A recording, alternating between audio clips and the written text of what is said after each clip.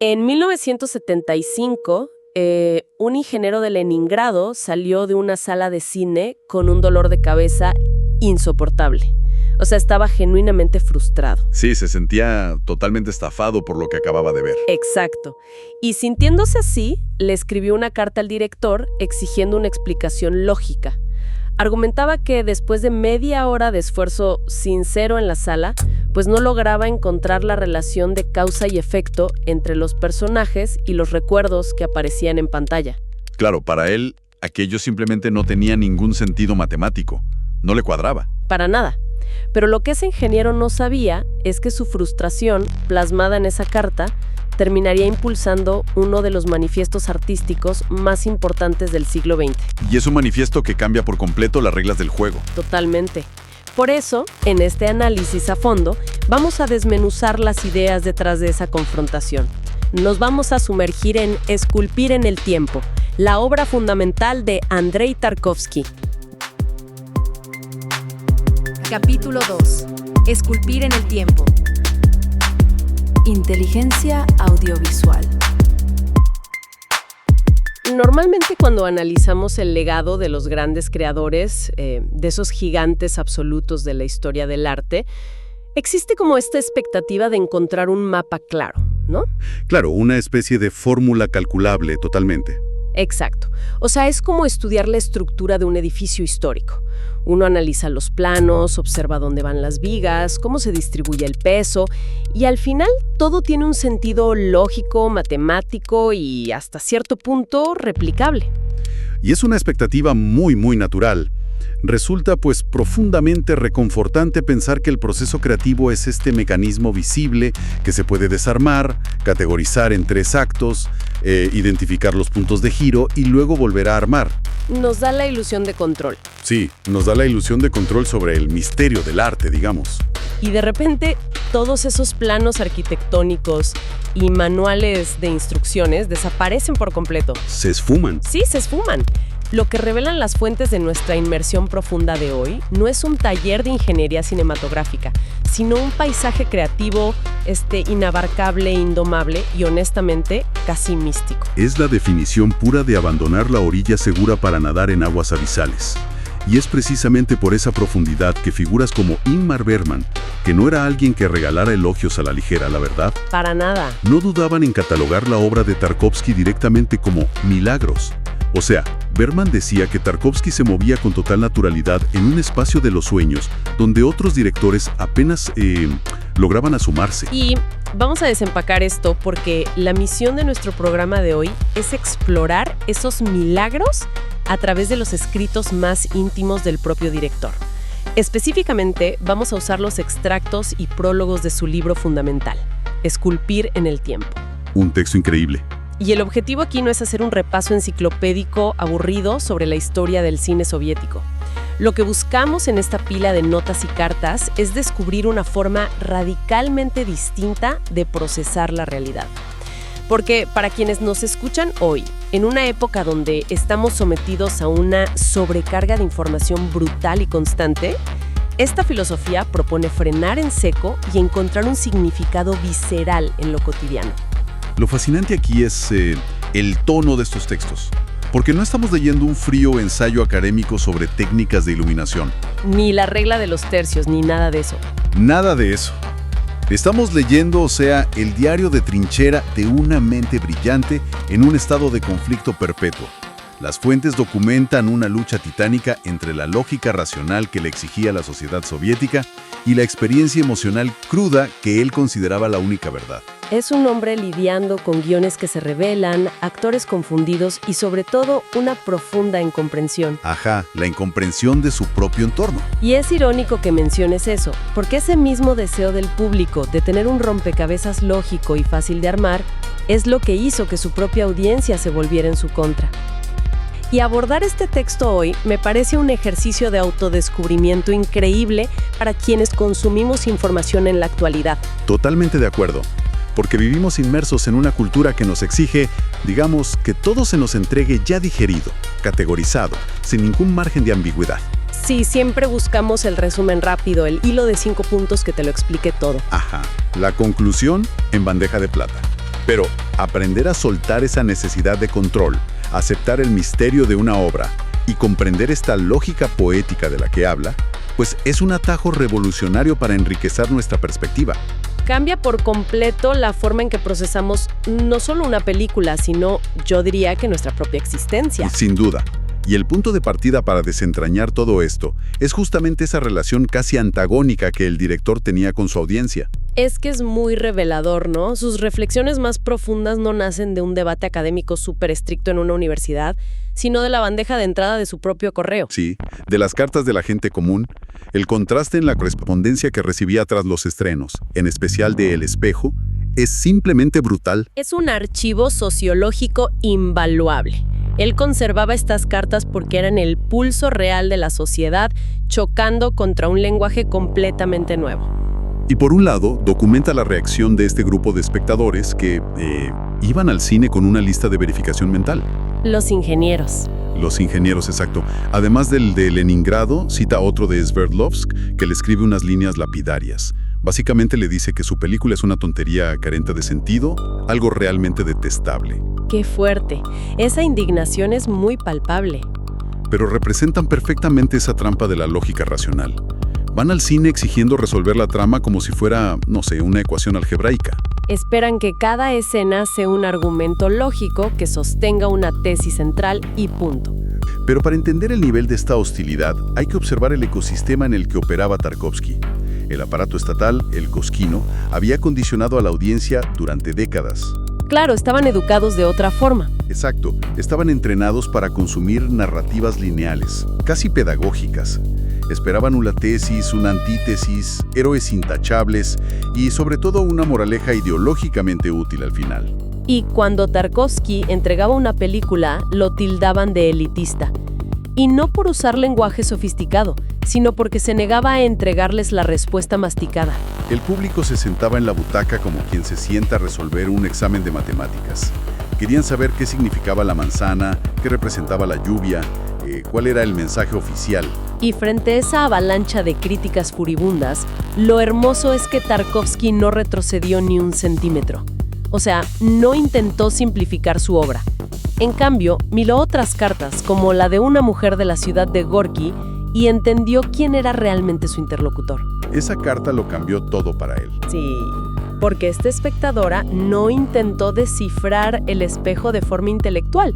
Simplemente le escribió profundamente conmovida, reconociendo su propia vida en la pantalla. Le dijo algo muy específico, ¿no? Ajá. Recordó el grito exacto de su abuela diciendo «Galka, echa al gato». Reconoció la textura de la habitación oscura, la luz de la lámpara de petróleo. Le preguntó directamente, ¿cómo se ha enterado usted? Es un viento idéntico al de mi niñez. Esa carta fue un faro, o sea, demostró que su verdadero público era aquel dispuesto a dejarse atravesar por las imágenes sin interponer el escudo del raciocinio. La mujer de Gorky no analizó la película, la habitó. Es que tratar de procesar una película de Tarkovsky usando solo la lógica, es como intentar explicar el sabor de un mango usando únicamente una tabla de compuestos químicos. Uy, gran analogía. Imagina que alguien te da una lista que dice fructosa, ácido cítrico, betacaroteno y agua. Y la información es correcta. Es lógicamente correcta y científicamente irrefutable, pero arruina por completo la experiencia. Leer esa lista jamás le va a explicar a alguien lo que se siente morder esa fruta dulce y fibrosa un día de calor sofocante. La lógica, en su afán por categorizar, pues mata la textura de la realidad. Totalmente. Esa comparación ilustra el núcleo del rechazo de Tarkovsky hacia las palabras como vehículo principal de la verdad. Según los apuntes, él sostenía que el lenguaje verbal es inherentemente limitado, casi torpe, para comunicar el alma humana. Hace una reflexión sobre Romeo y Julieta, ¿verdad? Sí, reflexiona en sus diarios. Se pregunta si Romeo podría alguna vez verbalizar de forma precisa el amor insondable que siente por Julieta. Y concluye que, si intenta ponerlo en palabras, por más bellas que sean, el sentimiento original ya ha sido reducido, comprimido en un formato que no le hace justicia. Lo cual nos lleva a una encrucijada fascinante. Porque si asumimos que la lógica tradicional falla y que las palabras son simples aproximaciones defectuosas, ¿Con qué material trabaja entonces el cineasta para lograr esa conexión tan visceral? Y aquí es donde las fuentes introducen el concepto colosal que da título a todo este libro. El cineasta no trabaja con ideas ni con palabras. Trabaja esculpiendo en el tiempo. Esculpir en el tiempo. Suena inmenso. Lo es. Es la piedra filosofal de Tarkovsky. A diferencia de un pintor que, digamos, añade pigmento a un lienzo en blanco o un escritor que añade palabras a una página vacía, el director de cine parte de algo masivo. Toma un bloque de tiempo vivo y latente. Como un escultor clásico. Exactamente. Pensemos en el escultor clásico frente a un bloque de mármol de 3 metros. Su trabajo no es construir una figura desde cero, sino tomar el cincel y eliminar todo aquello que no es la figura. Eliminar la piedra sobrante hasta que la escultura quede revelada. O sea, hacer cine es un acto de sustracción, no de adición. Tarkovsky toma el bloque inmenso de la realidad y va cortando lo superfluo hasta dejar la pura esencia de una experiencia. Así es. Pero a ver, hagamos una pausa aquí, porque las notas revelan una postura filosófica de Tarkovsky que creo que requiere aterrizarse un poco. Él declara un rechazo absoluto hacia la filosofía de Hegel. Sí, un rechazo frontal. Específicamente hacia el concepto hegeliano del concreto universal. Y a ver, para la audiencia que no pasa sus fines de semana leyendo filosofía alemana del siglo XIX, ¿qué significa esto en el contexto de hacer una película? ¿Y por qué Tarkovsky lo aborrecía tanto? Bueno, para aterrizarlo a la pantalla, este concepto sugiere que las cosas específicas del mundo material deben representar verdades universales más grandes. Ok. Si aplicamos esto al cine tradicional, digamos que un director filma a una mujer llorando porque se le rompió una taza. Bajo esta visión casi hegeliana, esa mujer no es solo una persona cansada. Su llanto debe ser elevado para representar, no sé, el dolor universal de la maternidad o la tragedia de la clase obrera. Ah, claro. Que un objeto o persona sea un símbolo. Exacto. Y Tarkovsky consideraba que esto era un crimen contra la vida misma. Él no quería que un personaje fuera el embajador de un concepto abstracto. Quería que la mujer llorando fuera simple y llanamente una mujer específica en un martes específico llorando por una taza específica. Convertir lo particular en una ley científica universal, según él, destruye la libertad del arte y lo convierte en propaganda. Así lo veía él. Odiaba que la vida se usara como un simple vehículo para transportar ideología. Sin embargo, leyendo el prólogo de los textos, encuentro lo que parece ser una contradicción monumental. A ver. Porque por un lado, repudia que se encasille la realidad en fórmulas rígidas. Pero por el otro, el texto detalla que Tarkovsky compone sus planos con una minuciosidad extrema, casi obsesiva. ¿Es verdad? Se menciona que su forma de iluminar y disponer los objetos en escena recuerda directamente a pintores del Renacimiento como Durero o Leonardo da Vinci. Y mi pregunta es, si odia tanto la rigidez, ¿no es el acto de componer un plano con la precisión matemática de da Vinci la máxima expresión de artificialidad? ¿No está congelando la realidad en un museo? Es una excelente pregunta, y es la gran paradoja que confunde a muchos. Pero al profundizar en los diarios, la contradicción se desvanece. Tarkovsky no compone como Durero para hacer cuadros animados o por un capricho estético. Su obsesión tiene un fin distinto. ¿Cuál es? Atrapar el tiempo vivo dentro del encuadre. Él criticaba duramente la escuela del montaje soviético clásico, popularizada por Sergei Eisenstein. Claro, el montaje de atracciones. Ese mero. Eisenstein tomaba un plano A, digamos un rostro asustado, y lo chocaba violentamente contra un plano B, un arma apuntando. Esto forzaba al espectador a crear una síntesis lógica, el concepto C, que sería el peligro. O sea, Eisenstein usaba los planos como si fueran palabras en una oración para construir un argumento. Exacto. Y Tarkovsky despreciaba esa manipulación. Para él, la verdad no surge de colisionar dos imágenes en la sala de edición. La verdad debe latir orgánicamente dentro del mismo plano, sin cortes. Por eso compone con esa minuciosidad de Da Vinci. Sí, porque no busca congelar el objeto, busca obligar al espectador a observarlo el tiempo suficiente para que la madera de una mesa o las gotas de lluvia revelen su propia duración, su propio tiempo interno.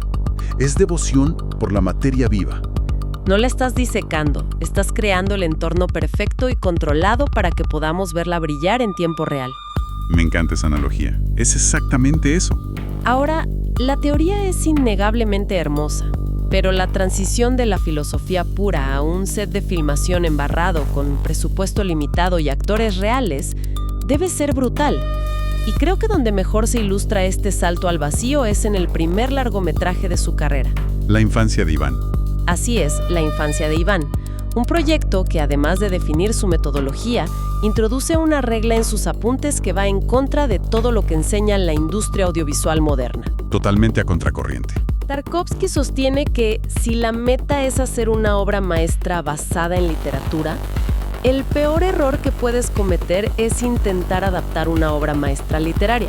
Su consejo es buscar historias promedio, cuentos mediocres o novelas que no terminen de cuajar. Lo cual choca frontalmente con la obsesión actual de comprar los derechos del bestseller más aclamado o del gran clásico intocable para llevarlo al cine. Es el equivalente al mercado inmobiliario, digamos. A ver, Imagina que quieres construir la casa de tus sueños. La lógica de Tarkovsky te diría que compres una casa genérica, de esas construidas en serie en los suburbios. Como es genérica, no tienes apego emocional a los muros. claro, puedes tirar paredes. Puedes demoler paredes, cambiar la distribución, arrancar el techo y transformarla en algo radicalmente tuyo. En cambio, adaptar una obra maestra literaria es como comprar un castillo histórico protegido por el gobierno. No puedes tocar nada. Exacto, no tienes permiso ni para cambiar el barniz de una puerta sin arruinar la esencia original de la construcción. Para Tarkovsky, una obra literaria genial y es perfecta en su propio medio, las palabras. Traducirla al cine es crear una ilustración inferior de algo que ya estaba completo. Esa analogía captura exactamente su repulsión por la adaptación servil, y es el motivo por el cual eligió el relato corto titulado Iván, del escritor Vladimir Bogomolov. Que según los apuntes no le parecía una gran obra. Para nada. En sus diarios confiesa sin pudor que no eligió el texto por su deslumbrante calidad literaria. De hecho, consideraba que la prosa era bastante plana, tradicional y sin inventiva poética. Lo que lo atrapó como un imán fue un solo elemento. La perturbadora psicología del niño protagonista. ¿Sí? Iván dista mucho de ser el arquetipo clásico. El relato ocurre durante la Segunda Guerra Mundial, pero Iván no es el típico niño inocente que despierta lástima, ni es el joven patriota envuelto en gloria militar. Es casi un pequeño monstruo, ¿no? Es una criatura que ha sido completamente vaciada y destruida por el horror del conflicto. Está impulsado por un odio letal. Es un niño tan perfectamente moldeado para el ecosistema de la guerra que sería absolutamente incapaz de funcionar en una sociedad en paz. Y esa fractura emocional irreparable fue el material sobre el cual Tarkovsky decidió aplicar lo que él denominaba su lógica poética. Y al aplicar esa lógica poética, arrasó con la estructura del libro. Tomó todas las secuencias de acción militar típica, las misiones de reconocimiento, y las borró del mapa. Sustituyó la pólvora por una tensión latente, invisible pero asfixiante. Lo cual provocó una colisión directa con el autor original. Bogomolov exigía fidelidad a los hechos, a la táctica militar documental. Claro, el autor quería ver su libro en pantalla. Pero Tarkovsky buscaba la verdad emocional. Y en esa disputa solidificó la idea de que la verdad del cine jamás reside en respetar ciegamente las palabras de un guión, sino en observar las rarezas incomprensibles de la vida real. Y ese compromiso de priorizar la rareza de la realidad sobre el guión nos lleva a uno de los pasajes más impactantes de las fuentes. Para ilustrar qué es realmente cinematográfico y qué es falso, Tarkovsky relata un accidente espantoso del cual fue testigo ocular. Sí, la historia del tranvía. Un tranvía atropella a una mujer y el impacto le amputa la pierna. Es un evento de un trauma absoluto. Y pensemos en cómo el cine convencional, ya sea en Hollywood o en el aparato soviético, nos ha enseñado a procesar visualmente un trauma así. Si un personaje pierde una extremidad, sabemos exactamente qué esperar. Un grito agónico. Ajá, un grito agónico, la cámara temblando, música orquestal a todo volumen indicando peligro, la multitud corriendo en pánico colectivo, sangre exagerada. El cine nos dicta un manual de comportamiento histérico para que entendamos la gravedad. Es un artificialismo diseñado para forzar la empatía del espectador. Pero ¿cuál fue la cruda realidad que presenció Tarkovsky aquel día? La mujer a la que le acaban de cercenar la pierna no emite un grito desgarrador. Simplemente se arrastra con esfuerzo, se apoya de forma incomprensiblemente silenciosa contra el muro de un edificio cercano. Es escalofriante. Mete la mano en su bolso, saca un pañuelo y procede a cubrirse el muñón ensangrentado para ocultarlo de la vista de los peatones. Y luego se queda allí, inmóvil, esperando a que llegue la ambulancia. Es una reacción que desafía toda narrativa de supervivencia básica. Una mujer que, mientras sufre una herida potencialmente letal, pone la modestia social y el pudor por encima de la histeria del dolor físico. Es una quietud casi absurda. Y para Tarkovsky, ese silencio absurdo, esa acción mecánica e ilógica de taparse por pudor mientras te desangras, es la esencia de la humanidad. Él odiaba lo que llamaba expresionismo forzado. Esa actuación teatral donde el actor pone cara de dolor para ilustrar el dolor. La realidad no sigue un guión melodramático. Está plagada de estos comportamientos contradictorios, de silencios incómodos y de reacciones que escapan a cualquier deducción intelectual. Y esa lección la implementó con una rigidez inquebrantable durante el rodaje de la infancia de Iván, especialmente en sus decisiones de casting. El tema de la enfermera. Sí, porque en la novela de Bogomolov, el personaje de la enfermera militar estaba descrito bajo el cliché más predecible del mundo. Una mujer rubia, de senos exuberantes, atractiva. El clásico reposo del guerrero. Un arquetipo masculino bastante básico. La encarnación de una fantasía de trinchera. ¿Y a quién decide colocar Tarkovsky frente a la cámara? A la actriz Valya Malyavina. Una mujer castaña, de rasgos finos, con un aspecto de ingenuidad tan profunda que rayaba en lo infantil. Era la antítesis absoluta de la figura materna o del objeto de deseo de la tropa. Totalmente. Y lo hace porque entendió que insertar a la enfermera voluptuosa del libro habría convertido la escena en una falsedad complaciente. La ingenuidad pura de Malyavina, caminando entre hombres endurecidos por la muerte, creaba un contraste emocional genuino que ningún cliché literario podía igualar. Y esa misma aversión por lo artificial guió su forma de filmar el mundo interior del protagonista, específicamente los sueños de Iván. Tratar de filmar un sueño es una trampa mortal para muchos directores. Terminan usando humo, cámaras distorsionadas o monstruos alegóricos. Tarkovsky rechazó todo ese lenguaje barato. Él entendió que la mente humana no sueña en complejas alegorías filosóficas. Sueña en texturas sensoriales y memorias tangibles fuera de contexto. ¿Y cómo lo resolvió visualmente? Para recrear esa atmósfera onírica, recurrieron a asociaciones físicas puras. Filmaron los troncos de los árboles en negativo, contrastándolos con el sonido de la lluvia. Llenaron el encuadre con camiones repletos de manzanas mojadas brillando bajo la luz y caballos pastando en silencio. Elementos intensamente mundanos, pero descolocados de su realidad habitual. Completamente. No quería que el espectador viera una manzana e intentara descifrar si representaba el pecado o la fertilidad. Buscaba activar la memoria sensorial del público. Las manzanas mojadas, los caballos, la lluvia, son detonantes psicológicos.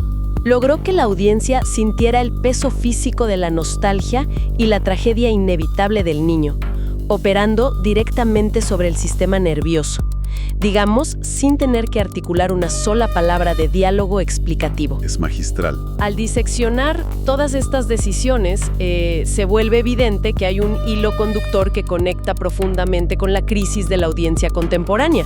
Y esto es algo vital para la gente que nos escucha hoy. Claro, porque hoy vivimos inmersos en una cultura de consumo de entretenimiento que nos condiciona a exigir respuestas inmediatas. Terminamos de ver una serie, un documental o una película y la reacción instintiva es buscar en internet final explicado o cuál es la moraleja. Exigimos que el arte opere como una máquina expendedora, de lecciones de vida empaquetadas y listas para llevar. Y el manifiesto que Tarkovsky dejó escrito hace décadas resuena hoy como un grito de rebelión contra esa pasividad. Nos insta a rechazar la comodidad de la filosofía predigerida.